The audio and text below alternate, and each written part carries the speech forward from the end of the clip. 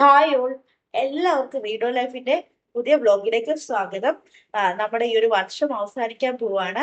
അപ്പൊ ഈ ഒരു വർഷം എടുത്തു നോക്കിക്കഴിഞ്ഞാൽ എല്ലാവർക്കും നല്ലതും ചീത്തയുമായിട്ടുള്ള ഒരുപാട് കാര്യങ്ങളൊക്കെ ലൈഫിൽ സംഭവിച്ചിട്ടുണ്ടാവും അല്ലെ.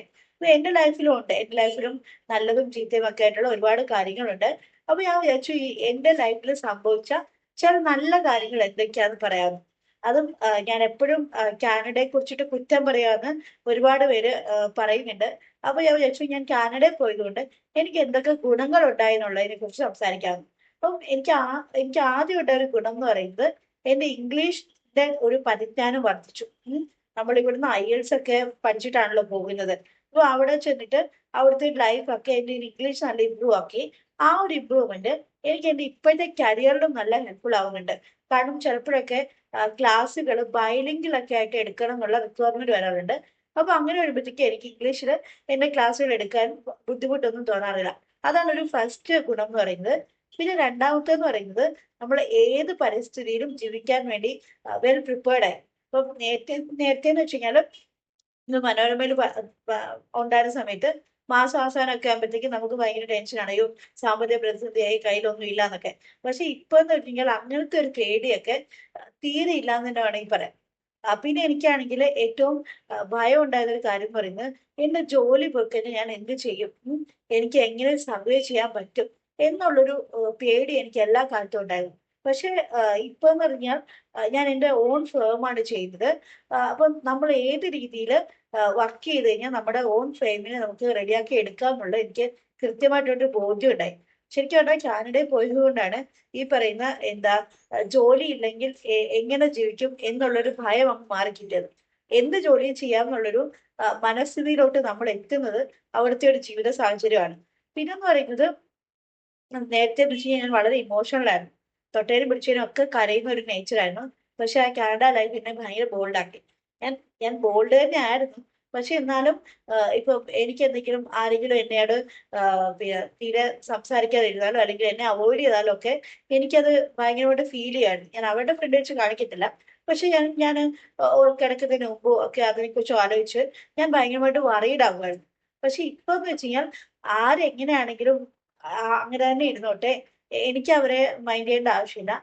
എനിക്ക് എന്റെ ജീവിതം കരുപ്പിടിപ്പിക്കേണ്ടത് ഏറ്റവും അത്യാവശ്യകരമായിട്ടുള്ള സംഗതിയാണെന്നുള്ള ഒരു ബോധ്യം അല്ലെങ്കിൽ ഒരു തിരിച്ചറിവ് വന്നു. ആര് നമ്മുടെ കൂടെ ഉണ്ടെങ്കിലും ഇല്ലെങ്കിലും ജീവിതം നമ്മുടെയാണ്.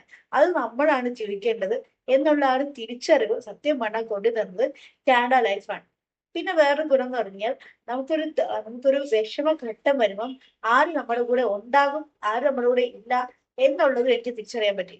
അതൊരു വലിയ കാര്യമാണ്. കാരണം എന്ന് വെച്ച് കഴിഞ്ഞാൽ ഞാന് കാനഡയ്ക്ക് പോകുന്നതിന് മുമ്പ് എന്റെ മോളുടെ ബർത്ത്ഡേ ആയിരുന്നു ഏപ്രിലില്. നമ്മൾ ഏപ്രിലില് എല്ലാവരെയും വിളിച്ചു കൂട്ടി ഭയങ്കര നല്ലതായിട്ട് ആഘോഷങ്ങളൊക്കെ നടത്തിയിട്ടൊക്കെയാണ് കാനഡയ്ക്ക് പോയത്. പക്ഷെ ഞങ്ങൾ തിരിച്ചു വന്ന ശേഷം വിരലിലെണ്ണാന്ന് പോലും പറയാൻ പറ്റുന്നില്ല. സത്യം പറഞ്ഞാൽ ഒരു ബന്ധുക്കളോട് നമ്മളെ കോണ്ടാക്ട് ചെയ്തില്ല. എനിക്ക് ആദ്യമൊക്കെ വിഷമം വന്നായിരുന്നു. പക്ഷെ ഇപ്പം ആ ഒരു ലൈഫായിട്ട് ഞാൻ ശരിക്കും അങ്ങ് പൊരുത്തപ്പെട്ടു. കാരണം എനിക്ക് മനസ്സിലായി ആരൊക്കെ നമ്മുടെ കൂടെ ഉണ്ടാവും, ആരൊക്കെ നമ്മുടെ കൂടെ ഉണ്ടാവത്തില്ല എന്നുള്ളൊരു കൃത്യമായിട്ടുള്ള ഒരു തിരിച്ചറിവ് തരാൻ ഈ കാനഡ ലൈഫ് ശരിക്കും ഹെൽപ്പ് ചെയ്തിട്ടുണ്ട്.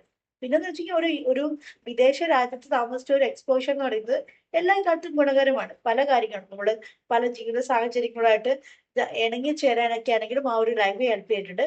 പിന്നെ ഏറ്റവും ഇമ്പോർട്ടൻ്റ് ആയിട്ട് എനിക്ക് പറയാനുള്ളൊരു കാര്യം എന്ന് പറഞ്ഞാൽ ഞാൻ പഠിച്ചത് ഒരു 2 സെമസ്റ്ററാണെങ്കിലും ഞാൻ പഠിച്ചത് അവിടെ MBA ആണല്ലോ. അപ്പൊ MBAയില് അക്കൗണ്ടൻസി ഉൾപ്പെടെയുള്ള കാര്യങ്ങളുണ്ടായിരുന്നു. അപ്പം ആ ഒരു കൊമേഴ്സിന്റെ ബാക്ക്ഗ്രൗണ്ട് കുറച്ചൊക്കെ എനിക്ക് ആ സബ്ജക്റ്റിനെ കുറിച്ചുള്ള നോളജ് തന്നിട്ടുണ്ട്. അപ്പൊ അത് ഇപ്പൊ ഞാൻ വീണ്ടും അമിറ്റി യൂണിവേഴ്സിറ്റിയുടെ MBAയിൽ ചേർന്നിട്ടുണ്ട്. അപ്പം ആ ഒരു നോളജ് എന്റെ ഇപ്പോഴത്തെ പഠനത്തിനാണെങ്കിലും ഹെൽപ്ഫുൾ ആണ്. അപ്പൊ ഇതൊക്കെയാണ് എനിക്ക് എന്താ പറയാ എന്റെ കാനഡ ജീവിതം കൊണ്ട് ഉണ്ടായിട്ടുള്ള ഒരു പോസിറ്റീവ് കാര്യങ്ങൾ. അപ്പം കാനഡയെ കുറിച്ചിട്ട് ഞാൻ കുറ്റം പറയുന്നു എന്ന് പറയുന്ന ആൾക്കാർ തീർച്ചയായിട്ടും ഈ വ്ലോഗ് കാണണം. കാനഡ ജീവിതം കൊണ്ട് എനിക്കുണ്ടായിട്ടുള്ള ചില നേട്ടങ്ങളുണ്ട്. അതെന്തൊക്കെയാണെന്നാണ് ഞാൻ കൃത്യമായിട്ട് പറഞ്ഞിരിക്കുന്നത്.